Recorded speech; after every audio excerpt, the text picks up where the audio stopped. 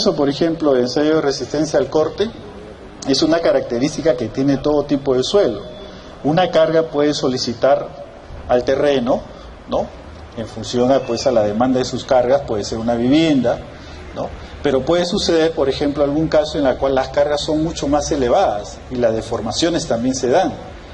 Pero sabemos también que yo puedo conseguir un mejor comportamiento si es que mejoro el reparto de los esfuerzos. Estos límites es justo el momento donde ya la carga no es soportada y el terreno no trabaja de manera integrada. Ese límite es el que todo especialista en mecánica del suelo debe conocerlo. Para eso se hace el ensayo, no es para documentar el anexo. Entonces, ese valor es muy importante porque es el que me va a generar los verdaderos parámetros de resistencia. Y lo tengo que obtener de una gráfica de esfuerzo de formación. Porque la gráfica de esfuerzo de formación me está dando la manera como se va a ir deformando el suelo cuando yo lo esté cargando. Algunos tendrán mejores resistencias, otros serán mucho más limitados, ¿no? Pero la teoría, cuando se está tocando un libro, por ejemplo, diseño de cimentaciones, tiene que comenzar por esta parte, ¿no? Por la resistencia al corte de los suelos. Y aquí estamos viendo diferentes etapas. Este punto extremo, donde ya se produce esa falta de integración de partículas o comportamiento del suelo, es el de la falla. Y cuando estamos en este punto de la falla, pues es importante hacer el diseño. Lo que no sé es cómo llegó allí. Esta curva de esfuerzo de formación o tenso deformacional o como quieran llamarlo, lo que me está midiendo es el esfuerzo versus la deformación que tiene el suelo del cual quiero encontrar sus parámetros de resistencia, y no son los mismos si yo cambio el tipo de suelo. Es más, puede haber el mismo tipo de suelo, por ejemplo, todos son arcillas y cada uno tener una gráfica de esfuerzo de formación distinta. Hacer esta gráfica tendría el comportamiento total del suelo y puedo comenzar a hallar, por ejemplo, la zona de elasticidad, la zona de linealidad, la zona plástica. Pero la zona plástica es un problema porque no hay una relación directa entre el esfuerzo y deformación. Por eso que, a pesar que se están iniciando con los estudios, todavía no se diseña en ese punto. Entonces, ¿qué hago? Me voy al extremo. ¿A dónde? A la falla. Y estando en la falla, voy a aplicar un factor de seguridad para alejarme un poco. Entonces voy a diseñar con este valor. El criterio de diseño es ese: saber dónde está la falla para encontrar un factor de seguridad que me aleje de ese punto. Si el conocimiento que se maneja sobre la mecánica de suelo está bastante refinado, el factor de seguridad que me aleje de este punto va a ser el mínimo necesario. Cuando hay desconocimiento y yo divido entre 3, o mejor entre 4, o tal vez mejor entre 7, lo que estoy haciendo es que este valor de resistencia en la falla me está lanzando pues a un valor muy bajo de resistencia. Eso es lo que hago. Tradicionalmente, cuando se decían en los planos, la capacidad de soporte del suelo es 1.5, verificar en obra, es porque no había estudio de suelos. Y ese valor de 1.5 de pronto era muy conservador, porque de pronto el suelo sí resistía hasta el doble. Es por eso que ahora en nuestras casas antiguas podemos construir un departamento para nuestros hijos en el 3er piso y no pasa nada, porque estuvo sobredimensionado para la época que se trabajó.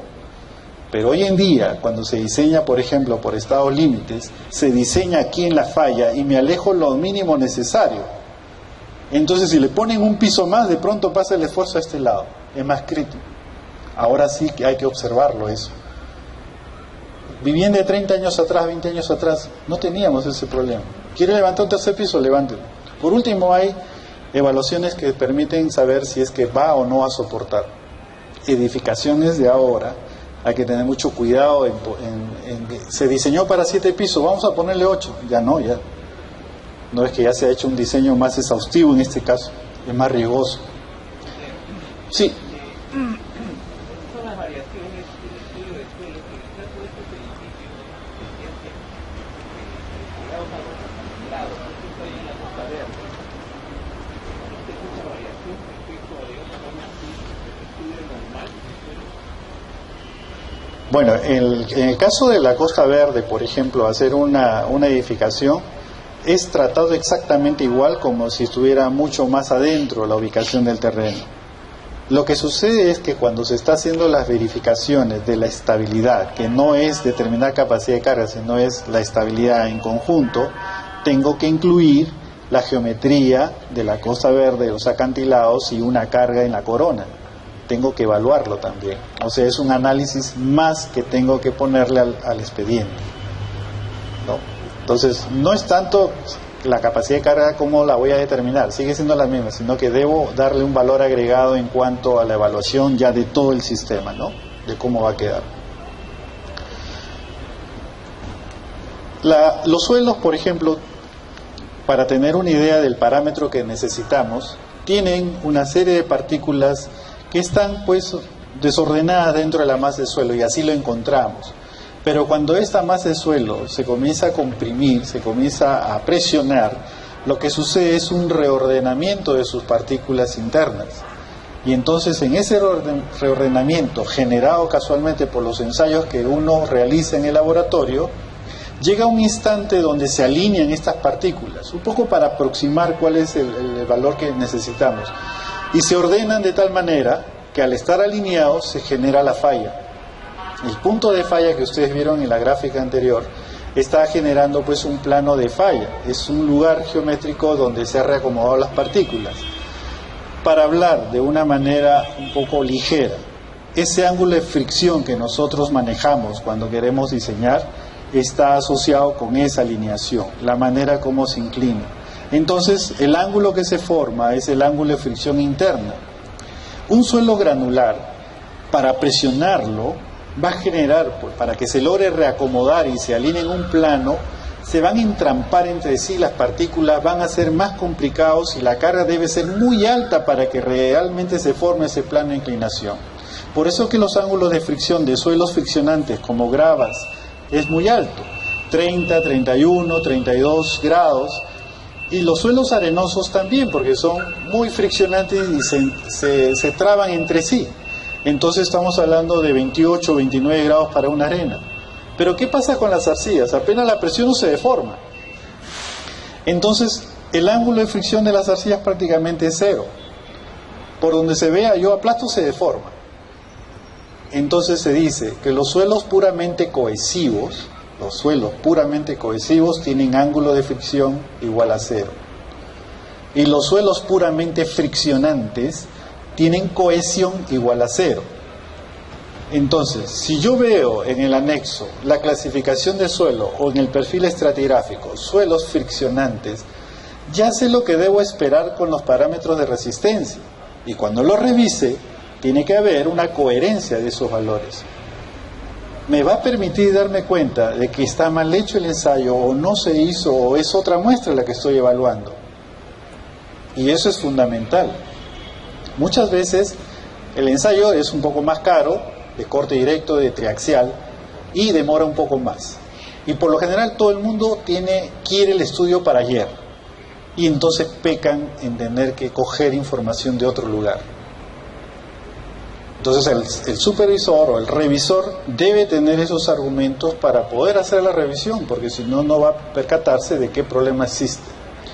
Entonces, para tener una idea, los suelos friccionantes, bajo ese criterio, me estaría dando un mayor ángulo de fricción, ¿no?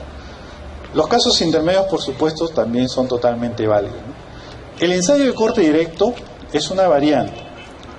Mantiene la carga normal en un determinado momento, presiona y lo va a mantener hasta que termine el ensayo, pero se va a llevar al corte, o sea, voy a llevar el suelo a la resistencia al corte que tiene, y también me va a reflejar una gráfica de esfuerzo de formación. La interpretación de estos segmentos, algunos puntos importantes acá, me va a representar la resistencia del material. Entonces, cuando uno quiere conocer materiales, resistencia, etcétera, esfuerzo de formación, ensayos que midan esfuerzo de formación, que es lo que uno lo hace pues desde que era niño, ¿no? O sea, una cuerda, ¿cuánto soporta una cuerda? Quiero jalar el carrito con una pita, se rompe a una cierta tensión, lo cambio por una soguilla, ya resiste un poco más. Cuando jalamos nuestro auto que se queda malogrado con un cable, una cinta tal vez se rompa, un cable es mejor. En todo momento estamos vinculando esfuerzo de formación.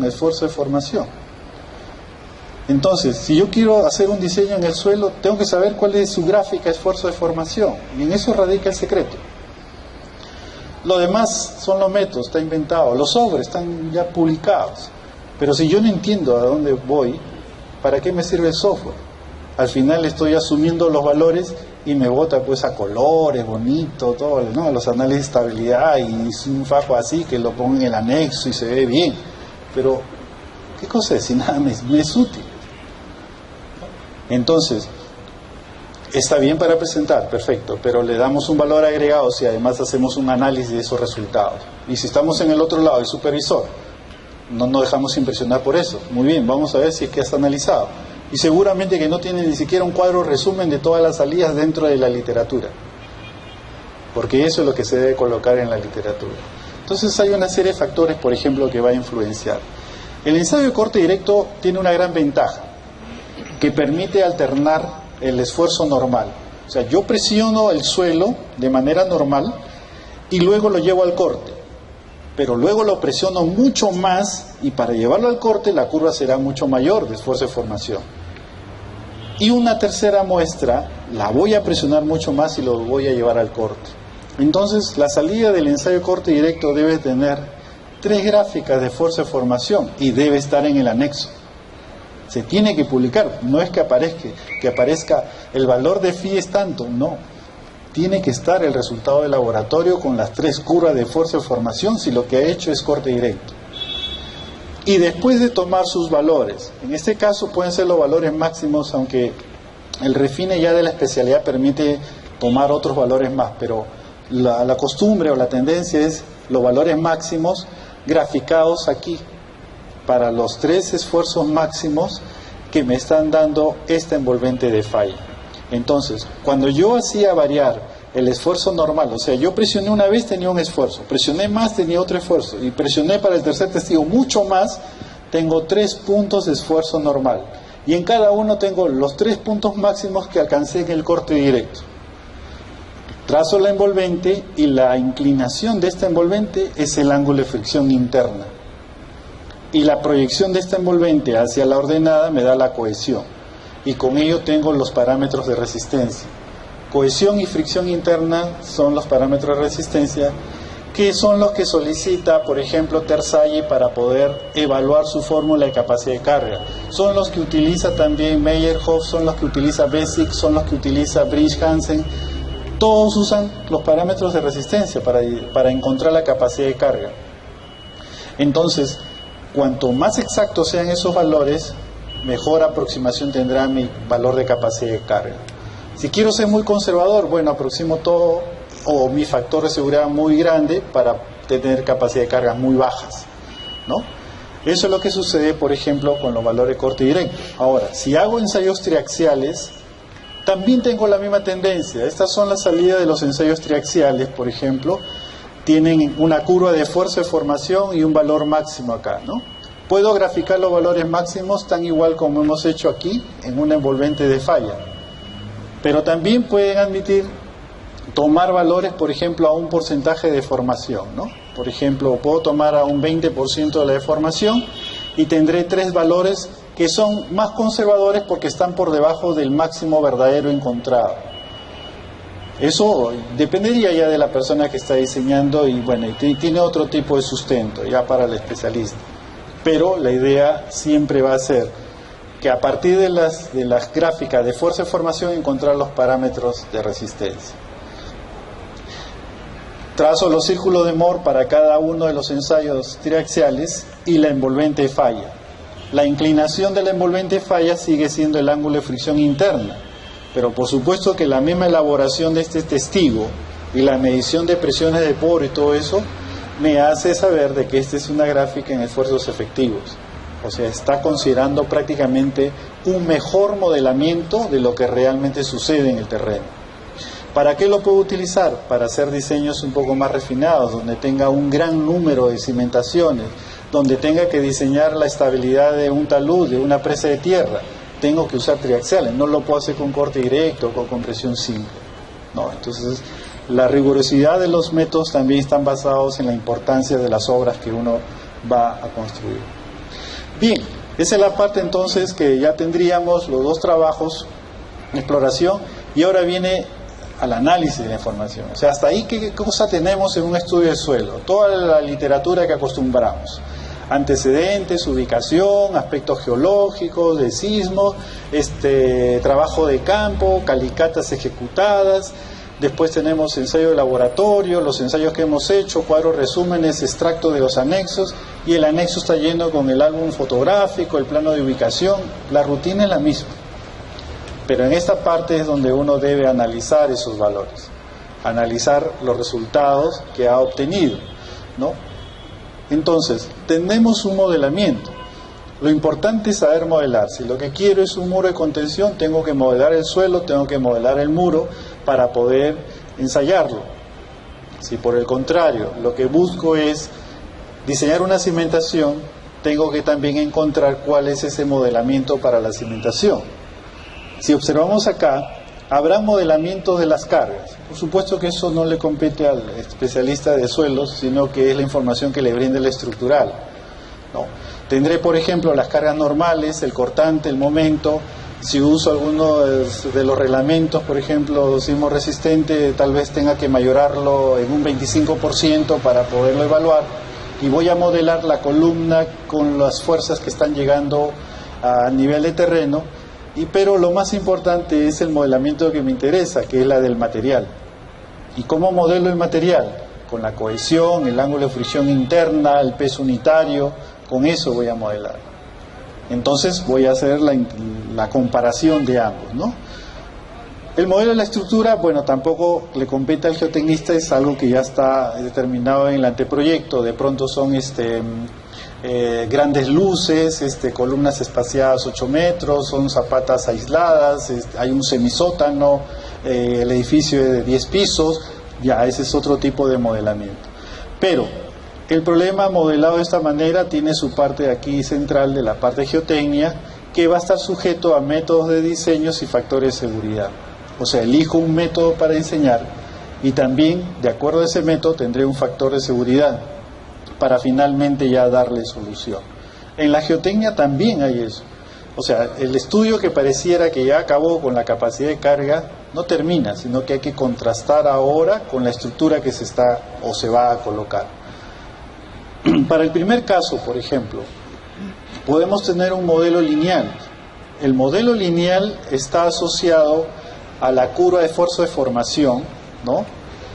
En la cual, por ejemplo, está yendo rumbo hacia la falla, que eso no es otra cosa que una figura rotada nada más, ¿no? Porque yo puedo tener esfuerzo de formación y tener una curva que llega a la falla y cae. Entonces hay un primer tramo de linealidad. En el tramo de linealidad, el suelo no está en la falla, todavía no llegó a la falla. Como no llegó a la falla, el círculo de Moore está alejado de la envolvente. En esos casos, por ejemplo, este modelo lineal se aplican para determinar las tensiones por cargas impuestas. O sea, tengo el terreno, estoy evaluando esfuerzos efectivos, pero además hay cargas impuestas debido a la estructura. Si yo tengo un programa o quiero hacer una hoja de cálculo para calcular eso, tengo que basarme en modelos lineales, porque todavía no está en la falla. Lo puedo usar para el cálculo de asentamientos en el suelo de cimentación. O sea, cuando ustedes calculaban, por ejemplo, el asentamiento de una estructura, está basado en un comportamiento de modelo lineal, porque no está en la falla, simplemente se está cargando y se está deformando el suelo, y eso es a lo largo del tiempo. Entonces, estamos en ese modelo. Pero también sirve para el cálculo de empuje de reposo de los suelos, que es algo que nos interesa porque son fuerzas horizontales. Es decir, si yo quiero calcular estos empujes en estado de reposo, la característica principal de ello es que no hay deformación lateral. O sea, el elemento no se está moviendo lateralmente. Quiere decir que está confinado. Si está confinado, está todavía a una cierta profundidad del terreno, en la cual tiene la masa alrededor y no lo deja desplazarse. En buena cuenta, todavía no se ha hecho la excavación. ¿Pero para qué me sirve? Porque me va a determinar la fuerza horizontal, que esa sí la necesito. Entonces, Puedo calcular los empujes en estado de reposo, ¿no? Y tener, por ejemplo, características para el cálculo de los empujes para el sigma 3. ¿Qué pasa ahora para el modelo plástico? En el modelo plástico, ¿no?, en mi gráfica de esfuerzo de formación, yo tengo una curva de linealidad